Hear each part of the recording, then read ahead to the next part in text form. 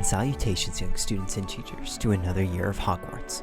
My name is Cedar Miles. I am the creator and owner of the Stories of Hogwarts and currently play the divination teacher, Salazar Ephedile. Today I'll be explaining how to set up your character and what information is needed to make sure that your wonderful student makes it through the screening process. The Stories of Hogwarts is a heavily in-character role-playing group hosted on Discord. We value our characters' stories and the people behind them, hence why having rules laid out is so important to us. We understand that things get confusing, so hopefully this will clear things up. When you first boot up the link given to you, you'll be greeted with the homepage of the registry form. I personally recommend using a laptop or computer to do the form, as it is much easier to type and read than on mobile. However, you'll be able to do it either way. Opening up the link during a year of Hogwarts that is currently in progress will be sadly greeted with an error. If you join into the server after the year has started, you will be denied access to the form and its contents. However, if you are here before the year starts, this is how you progress. Firstly, type in your Discord name and acknowledge that you have read all the rules in the student handbook, or watch the video accompanying. This will give us an accurate way of being able to contact you with any questions or thoughts about your character and what is needed to get that student into Hogwarts. Let's quickly go over the rules. All students, teachers, administrators, and other people at the Stories of Hogwarts are expected to adhere to the following code of conduct.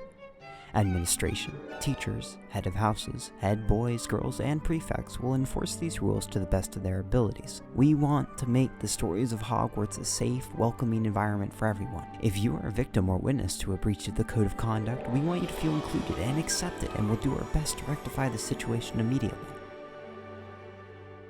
Let's start with the out-of-character guidelines. Number 1. Profanity is allowed, but keep it minimalistic. Number 2.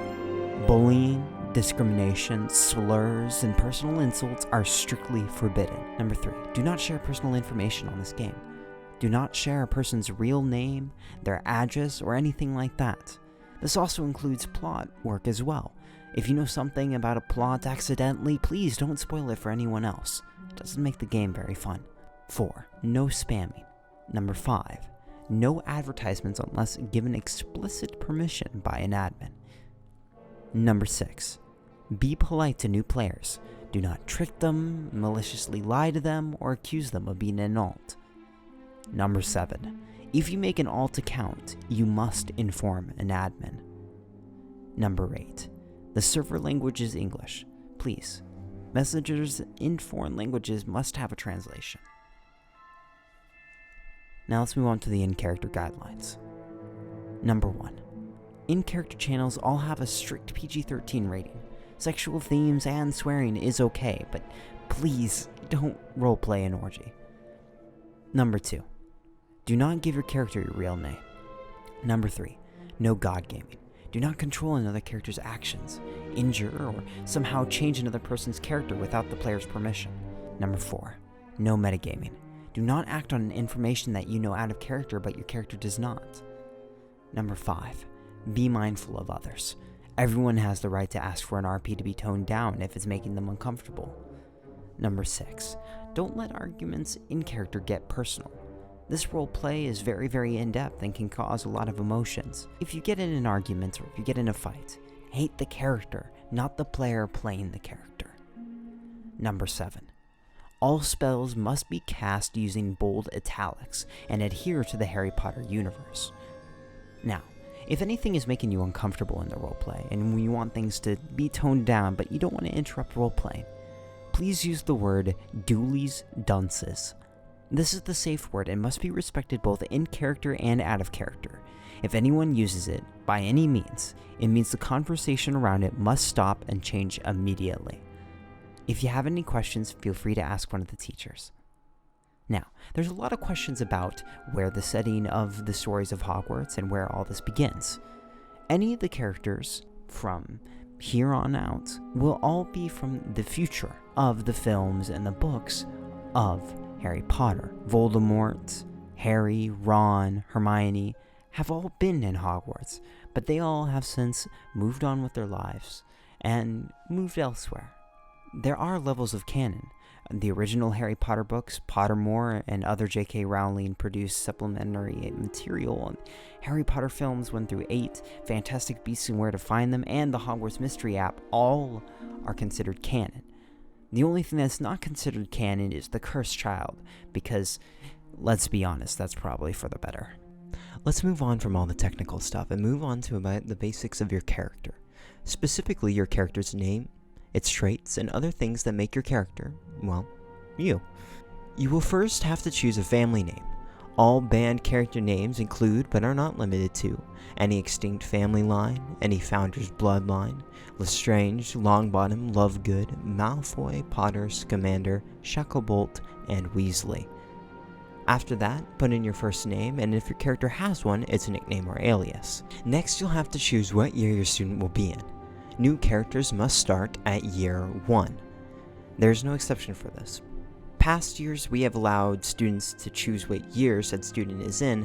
However, from now on, the staff has since felt that growing your character from square zero, as it were, is the best option from here going out. If you're a returning student, however, just add 1 year on top of the prior year you were before. If you're a teacher, just choose year 7. For students graduating at the end of the year from year 7, you will have the ability to either choose to let your character go on its own path away from Hogwarts and dropping them from play with some final words, as it were, or the other option you can choose is to continue playing them as a new teacher teaching at Hogwarts. The choice, however, as always, is up to you. After that, you get to choose a bunch of other visual details about your character. Their eye color, hair color, height, etc. are all things that you can go into detail with and express in your own way. We welcome you to be creative, however, understand that majority of characters should be quote-unquote normal in visual appearance. Please don't make rainbow-colored skinned characters with horns, etc. We are strictly a school administering human characters and will keep that from here on. Also, understand that characters with physical or mental disabilities are more than welcome at Hogwarts. However, understand that there will have to be some way during the class where the disabilities of your said character will be temporarily muted, as in not affectable. We want to include all walks of life, but it is a bit too hard for us to have player characters have special class systems, benefits, etc. because of their disability. Moving on to the next section of the character sheet is the new Skill Choice Mastery System, or SCM for short. This is a system designed by the staff of the Stories of Hogwarts roleplay that will give people the ability to have special strengths and weaknesses to their characters in classes, battles, missions, or even in just basic roleplaying. The system is very straightforward. Every time you create a new character, you get the ability to choose 12 distinct characteristics, 6 strengths, and 6 flaws from a set list of skills that we have chosen. Choosing a strength or flaw will let you know more information, or less, about the said skill acquired that you chose. The Stories of Hogwarts is based around the common roleplay system of a 20-sided dice. When you are asked to do something by a teacher, prefect, or headmaster, you will more than likely be asked to roll a 1 20-sided dice, or 1d20 for short. The higher the number you roll, the more likeliness you'll be able to succeed at performing that task that was asked of you. If you get a 20, for instance, you instantly succeed and perfectly do the task. If you get a 1, you fail horrendously at the task you were asked to do. Going back to the strengths and flaws. If you have a strength or flaw that is similar to the task at hand, you get an advantage or disadvantage when rolling. If you have been asked, for instance, by a teacher to roll to see if you can push a boulder out of your way, you may be asked if you have a strength or flaw check in basic strength. If you did choose the basic strength as an advantage when you made your character, you will be able to roll 2 20-sided dice. The highest number that you rolled out of the 2 is the number that you choose. You do the same if you have a flaw in a certain skill, except the only difference is that you choose the lower number of the 2 rolls. Attached to the forum is an entire document linking all of the skill choices that you have available to you, as well as some examples on how to use your skills.